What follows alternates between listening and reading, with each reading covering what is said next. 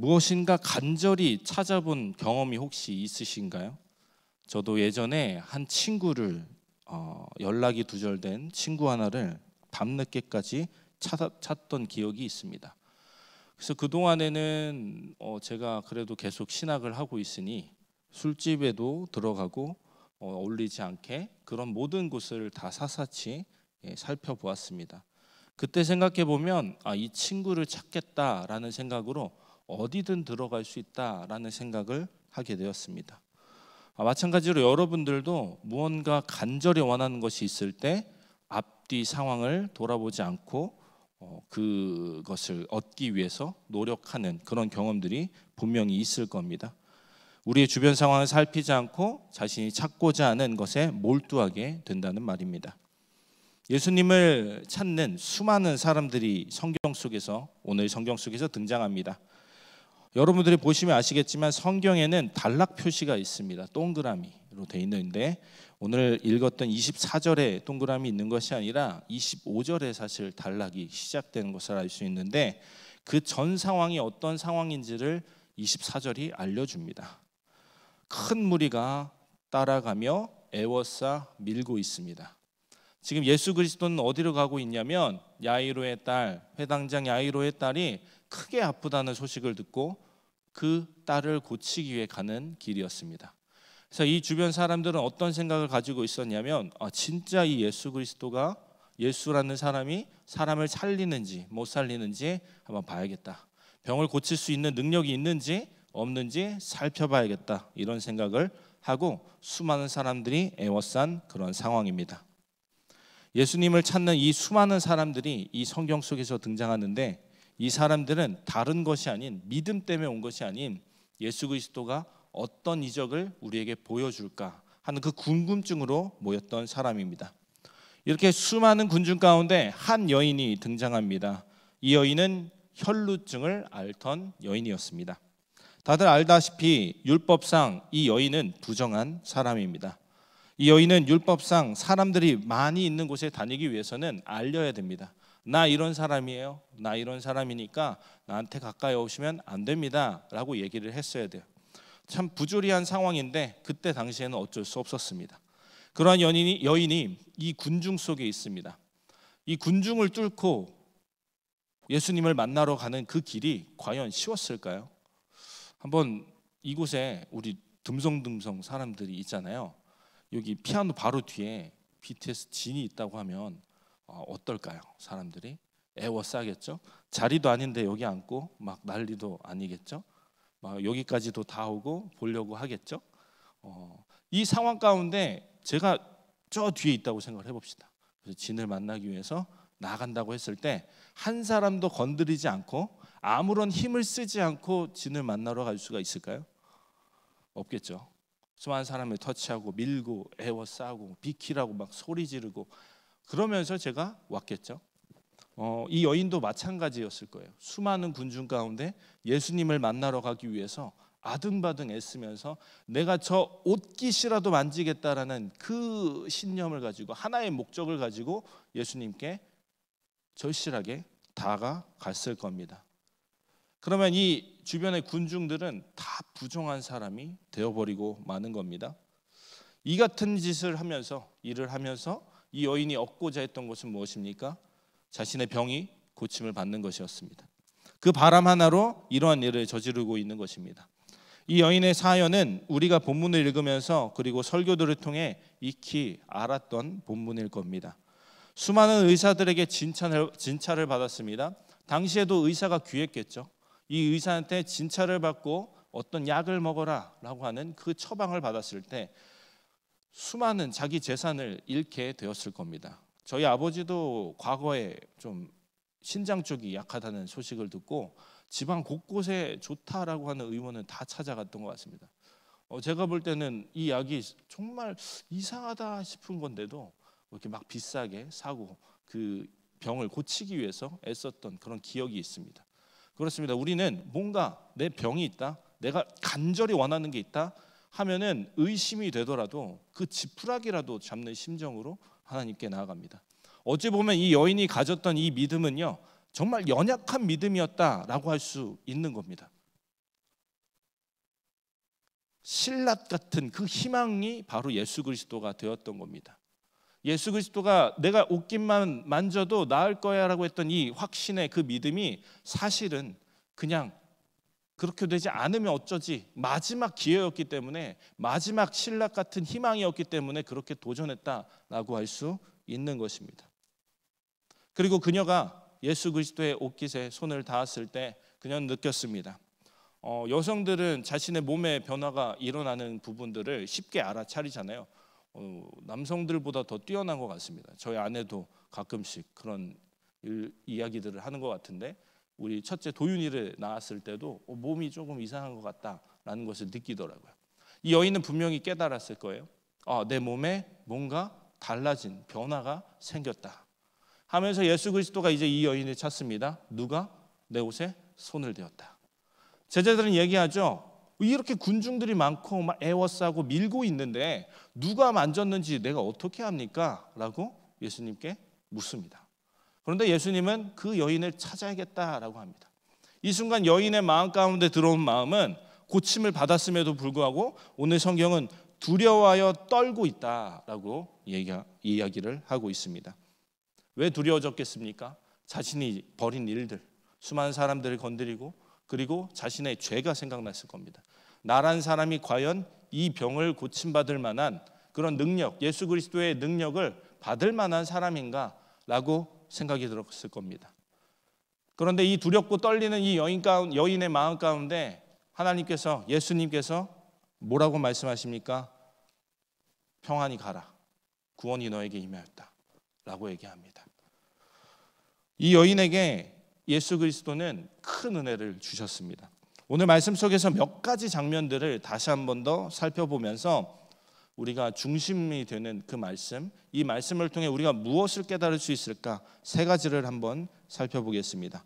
먼저 수많은 무리들과 이 여인을 비교해 봤으면 좋겠습니다. 예수님 때문에 왔던 혈류증을 앓던 이 여인은 예수 그리스도가 그 믿음이 연약하건 뭐건 예수 그리스도를 만지기만 하면 내 병이 나을 수 있다라는 믿음으로 왔습니다. 그런데 이 군중들은 구경하러 왔습니다. 구경꾼이었다라는 이야기입니다. 예수 그리스도께서 베푸시는 그 기적을 내 눈으로 보지 않고는 내가 믿지 못하겠다, 확인하고 싶었을 겁니다. 그리고 그 모습을 확인하고 나서야 자신의 필요를 예수님께 구했을 겁니다. 이 여인은 어떠했습니까? 자신의 병을 낫게 해줄 것이라는 그 믿음 하나로 예수 그리스도를 만나고 싶어 했습니다. 아무리 이 여인이 급박한 환경 속에서도, 어디에서도 답이 없는 인생 가운데 마지막 신락 같은 희망으로 예수님을 만나고자 했을지라도, 그 미련이 남아 있어서 믿을 수밖에 없는 상황인다 할지라도 이 여인이 가진 믿음은 예수 그리스도에 대한 확신에 찬 믿음이었습니다. 그 믿음이 있었기에 그녀는 수많은 인파를 뚫고 혈루증, 계속해서 하혈을 하는 거니까 피가 없으니까 부족하잖아요. 체력도 없을 거 아니에요. 그렇게 힘든 상황 가운데서 쓰러질 수 있음에도 불구하고 예수님을 굳이 그렇게 만나고자 했던 것은 그 안에 확신에 찬 믿음이 있었기 때문이라고 할 수 있습니다. 오늘날에도 수많은 기독교인들이 있습니다. 오늘날도 지금 우리 성전에도 수많은 청년들이 와 있는데, 과연 이들 가운데에, 우리들 가운데에 온전한 믿음을 가지고 있는 사람들은 몇이나 있을까라는 질문들을 한번 스스로 해봤으면 좋겠습니다. 나는 진짜 하나님을 믿고 있는가? 아니면 그냥 그저 그렇게 그냥 때가 되어서 친구들을 만나러 온 것인가? 이런 부분들을 한번 고민해 봤으면 좋겠습니다. 우리 세상에서는 신앙과 비신앙 이 사이에서 갈팡질팡하며 살아갑니다. 때로는 하나님이 나에게 도움을 주셔서 내 인생이 잘 풀리는 것 같아서 그때는 예수 그리스도를 잘 믿고 이 교회에 나오는 것이 너무나 행복하다라는 생각이 들기도 합니다. 하지만 때로는 우리 삶 가운데 어려움이 찾아올 때에는 오늘은 안 나가면 안 될까? 오늘 너무 힘든데 내가 나간다고 해서 하나님이 나의 인생을 들어 사용하실까? 이런 고민이 생길 때도 분명히 있을 겁니다. 이런 갈팡질팡하는 이 신앙에서 우리는 벗어나야만 합니다. 만약 나의 상황 때문에 이 신앙이 왔다 갔다 한다면 아직 우리의 신앙은 연약한 상태입니다. 이 연약하다, 믿음이 연약하다는 것을 욕으로 느끼지 않기를 바랍니다. 우리의 연약함입니다. 우리의 현실입니다. 이 현실을 우리가 받아들여야지 우리는 더 나은 신앙으로 갈 수 있게 됩니다. 그런데 예수님께서는 이 여인의 이 작은 믿음도 크다라고 여기셨습니다. 나중에 이 여인은 이런 신앙을 가졌을 것 같습니다. 죽음을 이기신 부활하신 예수 그리스도께서 다시 올 거라는 그 믿음을 가지고 앞으로 인생을 살아갔을 겁니다. 우리가 이 여인의 믿음으로 서 있어도 상관없습니다. 어떤 모양이든지 하나님께 매달리면 하나님께서는 우리의 필요를 아시고 채워주시고 해결해 주실 겁니다. 유튜브나 SNS를 보다 보면 여러분들이 이렇게 손가락으로 스크롤을 올리다 보면 광고가 뜹니다. 요즘 광고가 너무 많은 것 같아요. 아직 프리미엄이 아니라서 보다 보면 한 동물이 위기에 처해 있습니다. 그리고 한 왕이 위기에 처해 있어요. 그럼 그때 큰 손이 나타나가지고 다 처리하고 이 사람을 구원해 주는 그런 모습들이 있는데 우리의 삶 가운데서도 이런 큰 손이 필요하지 않을까라는 생각이 듭니다.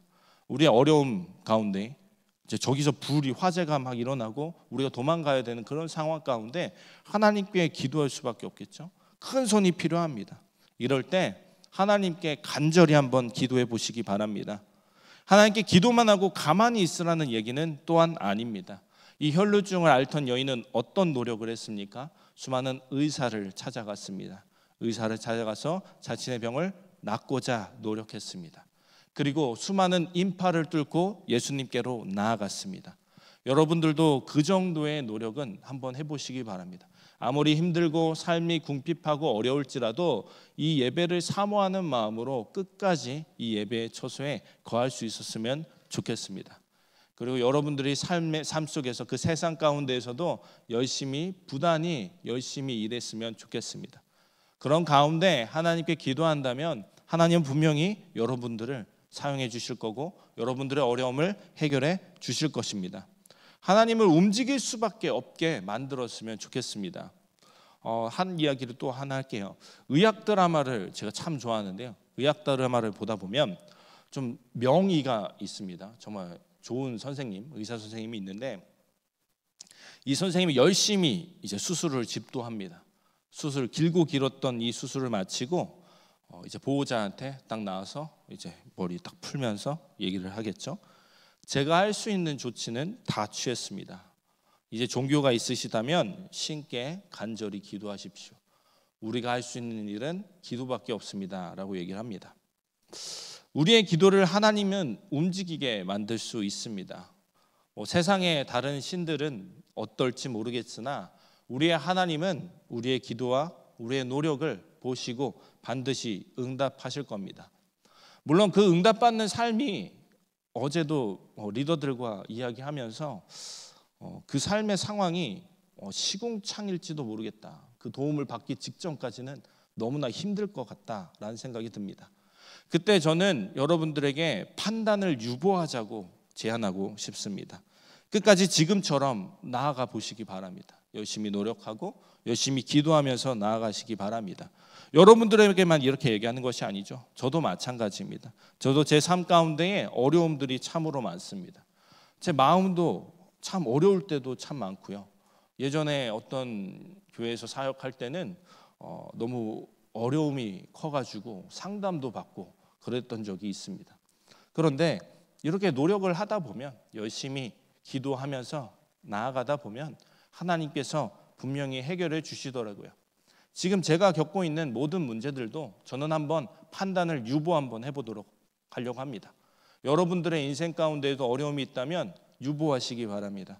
그래서 같이 정말 하나님께서 해결하시는 그 날을 손꼽아 기다리면서 그 은혜의 때를 우리가 직접 보았으면 목격했으면 참으로 좋겠습니다.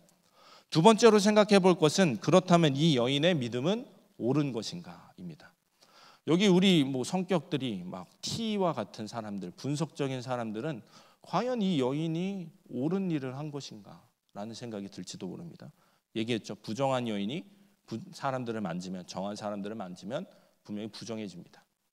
그런데 이 여인은 부정한 일을 했는데 예수님은 어떻게 하셨다고요? 평안히 가라 너희 믿음이 너를 구원했다라고 얘기한다는 것이죠. 우선 우리는 옳은가 그른가를 따지기에 앞서서 하나님께서, 예수님께서 허용하셨다라는 이 점을 먼저 보도록 하겠습니다. 잠시 말씀을 살펴보면 혈루증을 앓던 여인에게 일어난 일이 있습니다. 자신의 어려움이 해결되자 마음이 어려워졌다. 큰 두려움이 쌓이게 되었다라는 겁니다. 저는 이 말을 이렇게 바꿀 수 있다고 봅니다. 자신의 죄가 생각난 것입니다.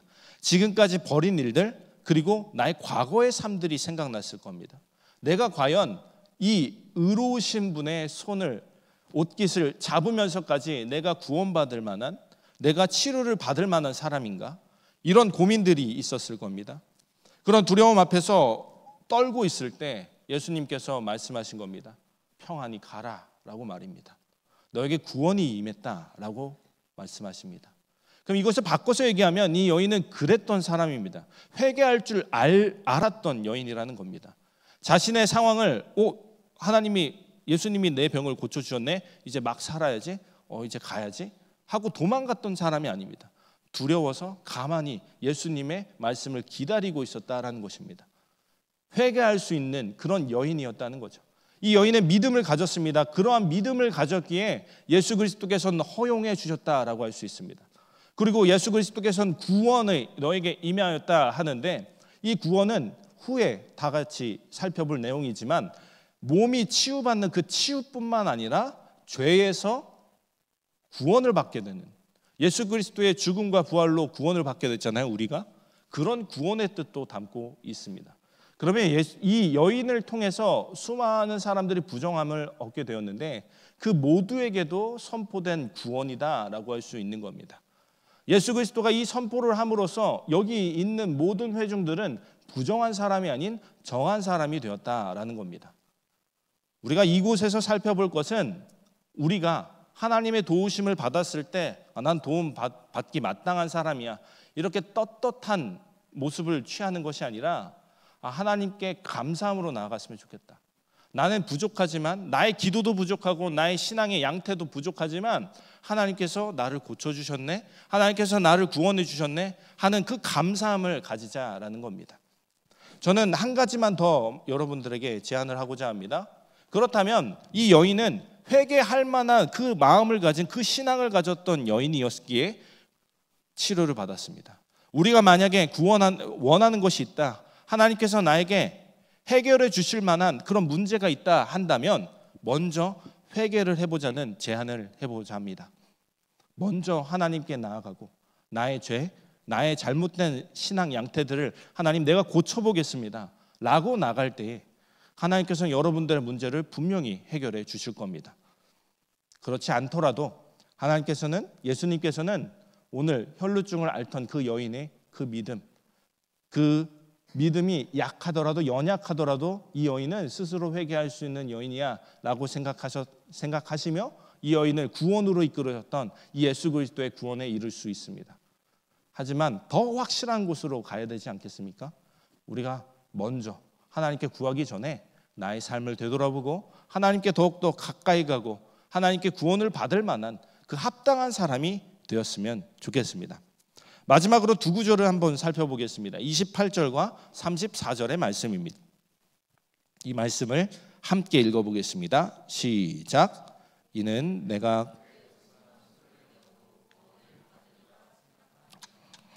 예수께서 이르시되 따라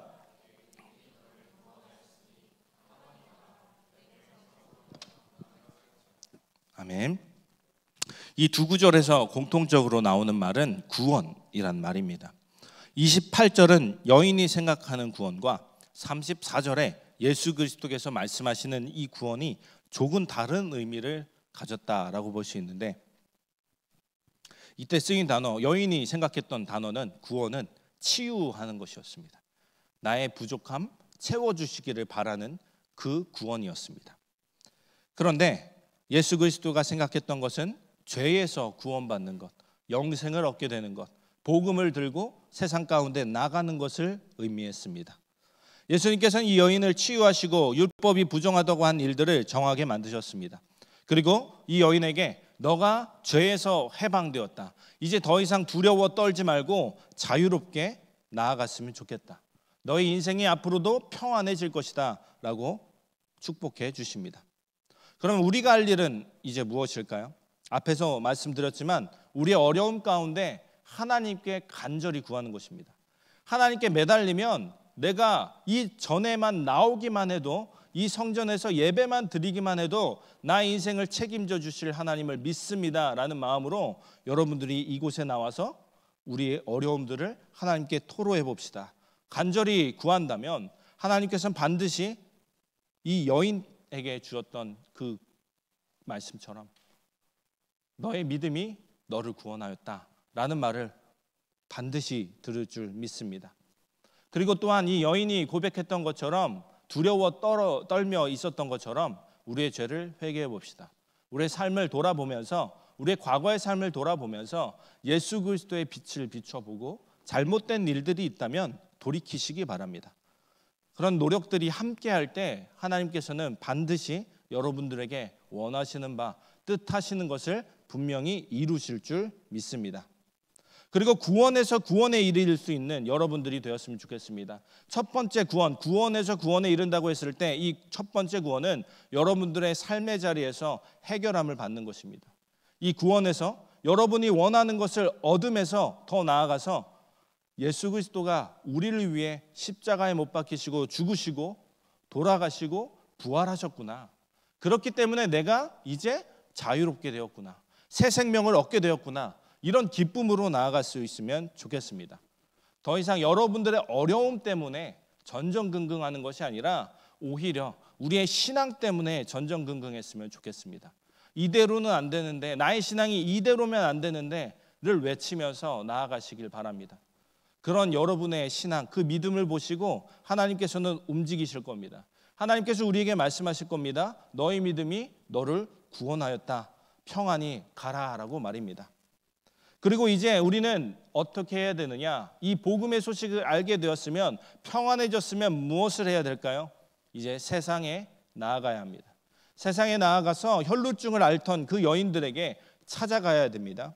하나님의 은혜, 평강을 얻은 우리가 할 일은 평강이 필요한 사람, 은혜가 필요한 사람들에게 다가가는 일입니다.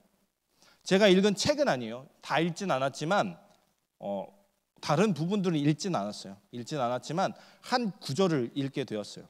아무것도 하지 않으면 아무것도 일어나지 않는다라는 책인데, 기시미 이치로가 이 책을 통해 이런 구절을 이야기합니다.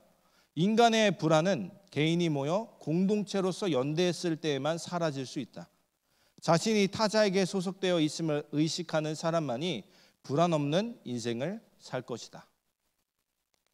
이는 성경 말씀은 아니지만 우리 인간이 하나님의 말씀을 이해하는데 충분히 큰 도움을 줍니다. 이 세상에서 우리 하나 혼자 살아갈 수 없습니다.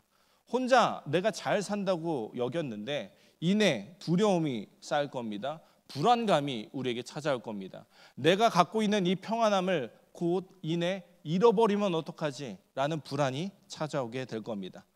이때 먼저 이웃을 사랑할 수 있는 여러분이 되었으면 좋겠습니다. 내가 이웃을 사랑해서 이웃에게 사랑을 베푸지만 언제 내가 힘들 때, 내가 곤경에 처했을 때 누군가가 나에게 또 다른 사랑을 베풀어 줄 겁니다. 그런 공동체가 되기를 간절히 소망합니다.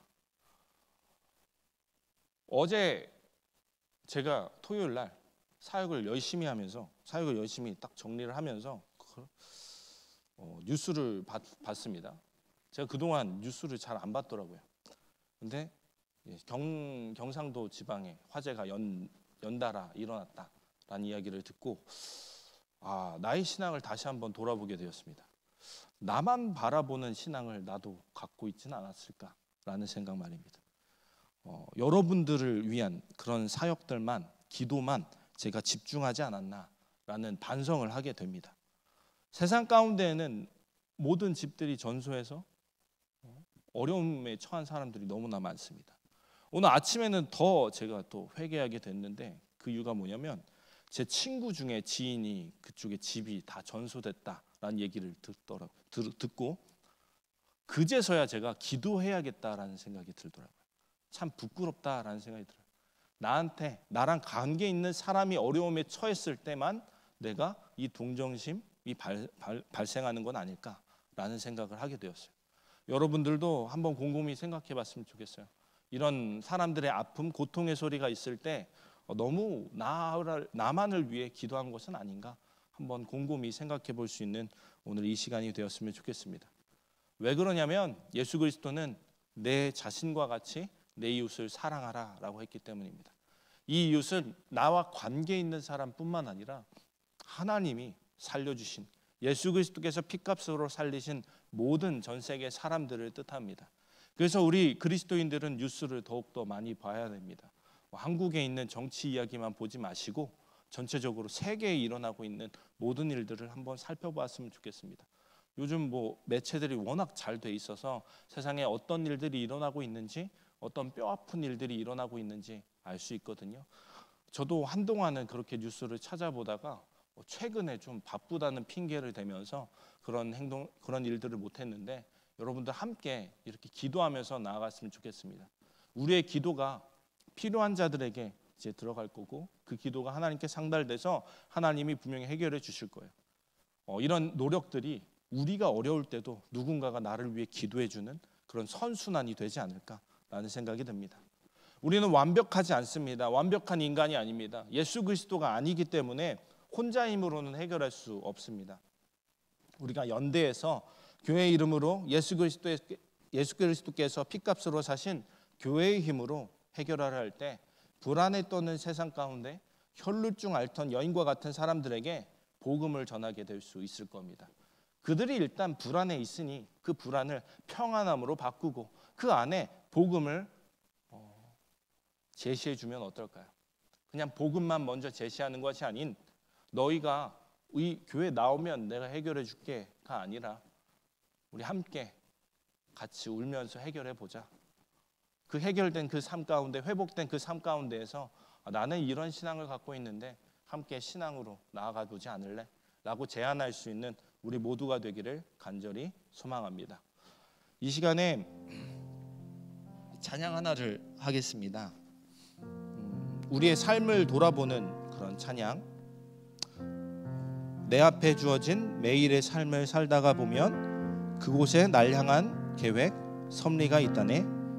매 순간 나에게 요구하시는 작은 믿음들, 그곳에 날 향한 계획, 섭리가 있다네.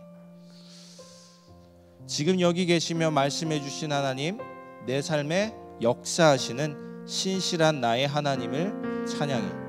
우리의 삶에 역사하시는 하나님을 찬양했으면 좋겠습니다. 그리고 우리의 삶 가운데에 어떤 계획이 있는지 곰곰이 묵상해 봤으면 좋겠습니다. 그래서 그 우리의 계획이 하나님이 내 이웃을 내 몸과 같이 사랑하라 했던 그 강령으로 이어지지 않을까 저는 생각이 됩니다. 그래서 이 시간에 이 찬양을 하면서 내 삶에 역사하신 하나님을 생각하며 감사하면서 찬양해 봅시다. 그리고 감사함이 이내 내 마음 가운데 들어왔다면 하나님, 나를 향한 하나님의 계획을 알려주시옵소서 라는 마음으로 이 찬양 함께 고백하겠습니다.